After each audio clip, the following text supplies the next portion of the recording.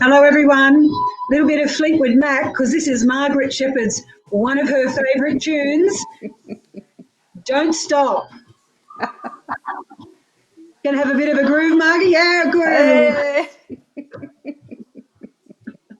Okay. Good Hello, song. everybody.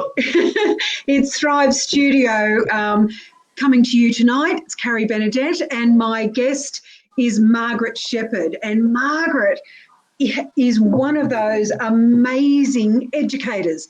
And so we're going to talk to Marg tonight about her massive input and experience and love of teaching science. Oh. So how are you, Marg? Really well, Carrie. Margaret, I have worked with for a number of years, and her reputation precedes her.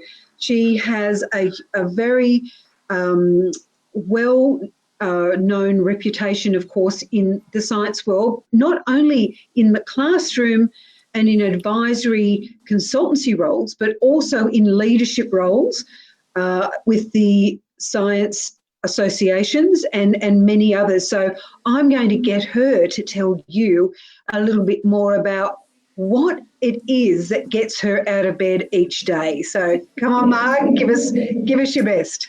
Oh, Carrie, some lovely words that you said then. Look, science teaching has been the best decision I ever made in my life. Many years ago, when I first graduated from uni, it was during the 80s, and I don't know, you probably remember the recession that we had at the time, and it was really hard for graduates to get jobs. And I was a microbiologist by profession. So I got a job, not in industry, not in my training, but in a company that required me to educate others. And that was it. Once I started doing that, I went, I loved it. So I did my training, and then I started a career that has been totally phenomenal. It's just been a wondrous joy to me, my whole working career. To be with the kids and to be with the teachers, it's been such a privilege, and I've enjoyed every minute of it. So it's not been hard to get out of bed in the morning, I can tell you. Well, you can tell how much you've loved it. And, if anyone was thinking about being a teacher, Margaret, you'd be the pin-up girl for it. I am positive. Look, I do say this often to the students, it's a wonderful career. Every day is a little bit different. You're a lifelong learner, you're learning something. And because my inner being is always wanting to understand why things are working in the world that I live in and how things work, when that is your career, it's like your playtime is your work time. And it's pretty great stuff. So doing what you love isn't a job. That's right. But I'm sure in all of what you do, there are some things that really sort of you didn't enjoy. I mean, to me, a lot of the admin side of things, not being in the classroom or being with the teachers and doing the demonstrations, doing the research, because you've got a great research background as well. Look, I don't think really you can continue teaching without doing, without growing and learning and doing more study and in a whole lot of other areas outside of just the one science specialty that you have, Yeah. I've been spending years trying to become very familiar with all of the sciences, because it's like they're all completely different subjects, but they go together really nicely, and it gives you a much wider perspective of the world. And of course, curiosity. I mean, I'm constantly curious. Yeah. I think most scientists are. Yeah.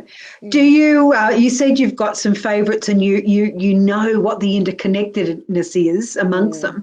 But is there something that you gravitate towards in those moments where you have some spare time? Where does your curiosity take you within the science world? I would say, because I'm a biologist by training, the interconnection with climate science, the chemistry and the environmental aspect all linked together. So being able to understand how the three sciences all work to help build an understanding of the climate changes that are happening at the moment. It's very sad when you hear people who don't recognise the science behind what's going on, and I think I wish all of us as teachers can have a stronger message to our students through time, backed up by the science evidence, so that they walk out into the world and they can be scientifically literate in this regard and not be swayed by skeptics or by people who don't know the science. I suppose that's what I'm trying to say, or who misread the science. You know, so I've heard lots of arguments against it by someone who's reading the same graph as I am reading, and they misread it, and that's you know, that's a numeracy issue in itself, isn't it? So there you go. I've linked something else in with science. You need to be numerate as well. Yeah, and that's a really strong point, because we always talk about, you know, we can all be in the same room or just say at the same meeting, right? And 5 of us can walk out with a totally different impression or perception of what happened. So the way we look at things, which lens we look through, is coloured by our values, our beliefs, and our assumptions. Yes. And if we only ever get one type of information in, if that's all we delve into or soak up or gravitate towards, if we don't get that range, we can't go, that's actually not working together. There's something wrong here. I need to explore a bit more. And for me, that's what science is all about. I did biology at high school for my HSC, but I also then went into teaching, and would you believe it, I'm a home economist. So I used to go, actually, I'm in the practical lessons and the demonstrations, and it was scientifically. It has to be, yes. Scientific learning, yeah, it was scientific learning, yeah. So I'm going to claim just a touch. Well, if you don't use the science of hygiene practice, you will certainly have customers who are not real happy. That's so right. That's so right. Margaret, tell us a little bit about why you got involved in leadership roles with the Science Association and universities. Yes. Tell us a little bit about that. Okay. About 20 years ago now, I was first invited onto the Science Teachers Association Council. Well, sorry, not invited onto it. I was invited to nominate for the council, which I did, and my nomination was accepted, and I've been on it pretty much ever since. I had a little bit of a spell after 10 years because you can't stay on for 10 years, so I took a little spell. And during that time, I think I've had every position on executive and council ever since. And I'm currently the president, which I'm thoroughly enjoying. The reason I got involved was because I wanted to be involved with science and understand it at a state level. So how does teaching science at a state level happen? And how can we help teachers around New South Wales to reflect on their practice, to be open to new ideas, and to make changes in light of being able to understand the data. So for that to happen, the Science Teachers Association try to develop professional development for teachers, where we offer workshops in those sort of areas so that they can, in fact, take it back to class and make some changes of their own. The And magic, yeah, the magic, yeah, yes, and yeah. it has been the most wonderful volunteer role you could ask for, because I've met Ah, some amazing practitioners. They are so good, and look, I just feel I would keep doing it because I get joy out of doing it, helping others, and that's what it's all about. If we don't help each other, what, we're all ah, going to be all by ourselves, that's not a very good place to be. So, yes, we need to be collaborative in our relationships. yeah. And we all win I'm then. Well, that's the bottom line, isn't it? The connections we make and working together, it's the collective intelligence that is the crunch in any field, whatever we're doing. I just was a little distracted then. I just typed in a hello. We've got a chat session on this as well, Marg. So you'll Oh, be pleased to okay. know that we've got a message, hi from Rebecca. And Hi, and Rebecca. and Beryl is also on, and she's Oh, going, "Oh, Margaret, you are so passionate about this. hi, Beryl. Well done, well done, well done."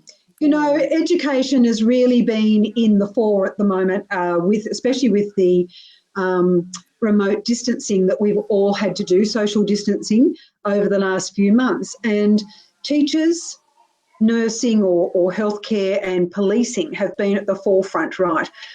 Large workforces, and always going above and beyond. Anyone, I think from the comments that I have from parents now, said we just take our hats off to teachers and what they've been able to do during the pandemic regulations. And I'm wondering now what the future might hold. Have you got any insights into how we might teach science in the future? And I'll tell you why I'm asking that question. Over the last decade or so, we have seen a reduction in the number of expert teachers for the sciences. Is that correct? we yes, we have. We do have trouble getting physics and chemistry teachers. Okay. Yeah. In some schools more than others, in some Yeah. areas of Australia more than others. Yeah. So the distancing, yeah. So it's when you've got when you go to say a regional area, you've got family usually to go with you. That's There's a whole right. lot of other reasons, but it's an interesting thought, isn't it? When around the world, learning has taken on a different online delivery system, not face to face, but there's usually a combination. And in a number of countries, a lot of the articles and literature that's coming out is about all the sort of accidental learning or the unprofessional, like the non-trained people who are actually teaching as well. So it's quite a dilemma. It's a dilemma and something that we all need to think about for the future, I think. Look, I don't think as sciences can be taught by someone who is not a specialist. Okay. Having a scientific understanding of the way things work is a certain mindset. It's not something you can just pick up from a book today. It grows and it becomes deeper and richer over time. And look, there's always the exception. You'll find it someone who is a natural teacher and sort of works it out, but I would say that would be not the norm. Yeah. So we do need those experts to help the students to understand how to think and to work scientifically, to be able to develop questions and hypotheses, develop a method that's valid, and then, of course, to analyse the results. And they are very tricky skills.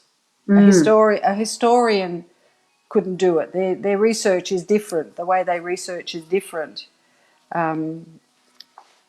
So we do, even the TAS department, where you've got design as part of their processes, and design D&T, the Subject Design and Technology in New South Wales, where the students have to have a portfolio similar to we do have in science. Even their methodology is not quite the same. Right. There's just subtle differences with the way they go about it. And to be honest, the new course Science Extension is a nice drawing together of science and, in some cases, design and technology at the same time. Right. And that course is quite outstanding because it is meant for those students who may not necessarily be the top students in science, but they have a science way of thinking and they can work scientifically. They're interested and they're curious, Yeah. and they see a problem in the world and they want to solve that problem. You know, it could be fresh water, it could be sunlight, it could be heat for poor country, Yeah. refugee homes. Yep. It could be anything. And so Science Extension is certainly a beautiful way, a subject for the future. Oh, nice. But we need to do a lot of mindset changes to get there. Mm. Whilst we have a pretty innovative Stage 6 syllabus, unfortunately we still have the HSC as that final exam. Yeah. While that's in place, that's going to limit the ability for students and for teachers to venture outside that. I have to study this for the exam. So that's always going to be a problem. And that's going to interfere with any changes in practice as well, because any document that the teacher has to tick off and say, this is mandatory, it's going to affect the amount of creativity that the teachers can have in the classroom. Right. Well, Margaret, you've hit the nail on the head, because Oh. Oriana has just popped into the chat, and, she said, science is inherently different. It's difficult when non-scientists are making decisions about student learning. They don't understand this. And that's exactly what you've said there. And Yes, I think, that's so true. yeah, and there would be many parents who are looking for the opportunities to make science sexy, right? Really, to provide the great examples and that love of learning, of which I know there's plenty of that happening in a lot of our classrooms with the teachers and educators that have been online tonight, Beryl and Rebecca, and yourself. But there's many that do make it so fascinating for the kids and really stretch their critical thinking skills. That's right. Yeah. They're solving problems, because that's what our millennials are into. They want to contribute. And our alphas, our generation alphas, are our kids who are in kindergarten now, right? So if we're talking future, that's where we've got to be looking to how they're going to be learning. We do. And this time of COVID has been very interesting because there's been quite a bit of push over the years to become more technological in the classroom, and that led to students having computers in the classroom, and everyone has their own computer. Mm-hmm. And you can find a lot of research paper that says it's a good thing, and you can find equally number of papers that say it's a bad thing. So it leaves teachers sort of stuck in the middle there going, well, what's the best for my students? So this is where the teachers have to make that decision and say, well, for my classes this year, for this class this year, I'm going to do this, and it will be different to next year because they are completely different students. So there's no one size fits all ever for us and for what we do in the classroom. So during COVID, it's been a real about-face change in being able to utilise the technology without burning out the kids so that they're on the computers 24/7 and looking at a screen all day. using the screen to the best, to the optimum, but getting them to do their processing or their thinking away from the screen. You know, use the internet and use the amazing simulations and games that are available to help them understand science and physics and chemistry and biology. But then take that away from that aspect of the input, and then get them to do something that's creative on their own. You know, give them the knowledge, but then get them to do something away from the screen. Yeah. I'm sure That's been there were. challenging. Oh, and you've nailed it, because I did put in the little ad for tonight.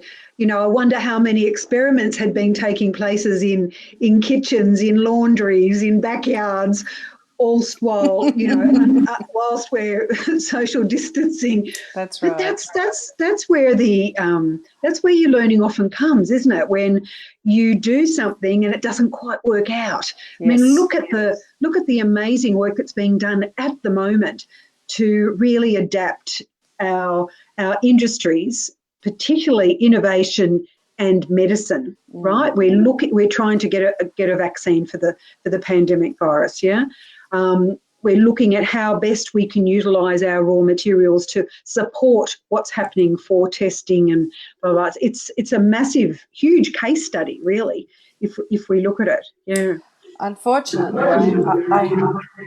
I hate to admit it, but the science of the COVID-19 has been fascinating to me. Yeah, yeah. I've You're loved, not I've alone.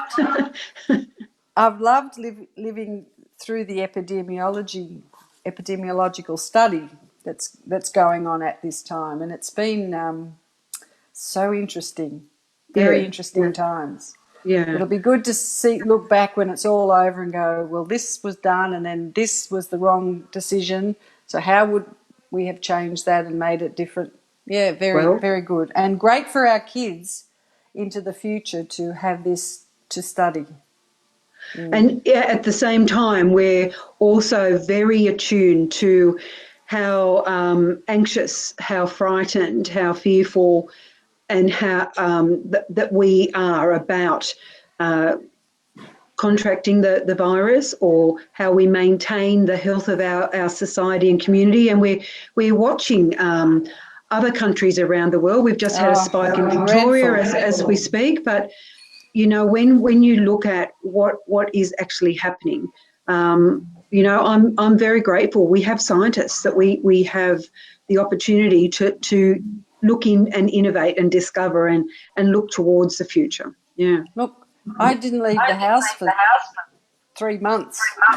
You know, Yes. the fear for my family, for my parents, for my friends, for the kids at schools. You know, part of my job is travelling from school to school. I couldn't do Yeah. that because Yeah. the fear of taking it from one school to another has been always there in the back of our mind. And the devastation across the world is without a doubt horrendous. And I didn't mean to give that impression otherwise. No, no, and you haven't. It's a learning for all of us. Yeah. Ma, I'm just wondering now, as we're moving to some type of I call it coming out of the fog in the last couple of weeks. People are telling me that they're actually starting to feel a little bit different. There's a little bit of light popping in here. If you had a chance to send a message around the world, what would it be? Something that's an insight for you, or something that you've learned, or perhaps some type of gratitude that it's really come to the fore. And if you were to put that in a message for the world, from your viewpoint, from where you are and how you contribute to the world, what might that be? I think to have hope in the human condition, because we're pretty cool. Humans are pretty good, and for all the unpleasantness that goes on in the world that we see on the media, when it comes back down to being with your family and or for, in my case, with students, it's wonderful. So I suppose not living in fear of what's out there in the media, and the whole concept of hope. There's a lot of hope in the world. There's so many good things and good people and wondrous things happening. Don't let it get you down. That's I think we're seeing this nearly every day, the good news stories. And one of the reasons I started Thrive Studio was absolutely for that. There's a lot of people who don't have any work at the moment, nearly 1 million Australians out of work, but around the world, those numbers are just absolutely escalating. And one of the things I wanted to do was say to ordinary gals like you and I, who are doing fairly extraordinary things when you think about it, Margaret, your career, your passion for science, the way you really hone into making it the best possible outcome for the students, the way you mentor other teachers, other professionals, your connections, your willingness to give of your time and energy, to keep science fascinating, right? Absolutely. And we've just come through three eclipses, heavens above. That's pretty amazing as well. But yeah, that's the whole purpose of Thrive Studio is to give a shout out and a call out to those of us who don't think we're anything different to Joe down the street, but we're doing the best we can. We put the foot forward every day. We have our own ups and downs. Some days it's harder to get out of bed than other days, and that's okay. But really, there's something that really says to everybody else, come on, just a small step forward. Every one of us, we take it together. And you're doing it with science. And I love that because, look at my little 4-year-old grandson today, and his curiosity his wonder and awe is just spiking. His imagination is crazy. We played lunar games today because he was Buzz Lightyear, right? And everything was about the lunar capsule, science, food for the moon, all that sort of stuff. And it was just, and I'm just hoping that and I'm pretty sure he will still maintain that curiosity as he gets older. I'm talking him into being an astronaut, by the way. Oh, so, wonderful. Anyway. Oh, Margaret, thank you so much for giving us your time tonight. As listeners, as you can see, Margaret Shepherd is an absolute guru of science, and particularly in the realm of working with teachers and students together to model, create, develop, and amplify the great subject that science is, looking at all those connections. So if you're really fascinated in what Margaret does, Margaret, what's your best contact details? My email address would be the best contact details. So do I give it to you? You can say it now if you're happy. Okay. m.shepherd@optusnet.com.au. Woohoo! m.shepherd, SHEPHERD, at optusnet.com.au. Wow, fantastic. So this video I usually also download and I put out on Twitter and LinkedIn. So if you want to see this again, it will be on Facebook on Thriving Matters or Carrie Benedette. So if you really like the work that I do, pop on to carriebenedette.com as well. Have a look. Always up for a question, always up for a chat. And if you would like to be a guest on Thrive Studio, get in contact with me, carriebenedette.com. So I'm just going to lead with, we're going to say goodbye with a little bit of Fleetwood Mac. What better? Because Mark's song that she chose tonight is Don't Stop. So you know what? There ain't no stopping this gal or you. So please go gently until we talk next week. This is Carrie Benedette, Thriving Matters. because you matter and your thriving matters. Thanks, Gary. It was a pleasure to be here. It is. And now it's not going to work. Is that because I turned it down? Wrong one.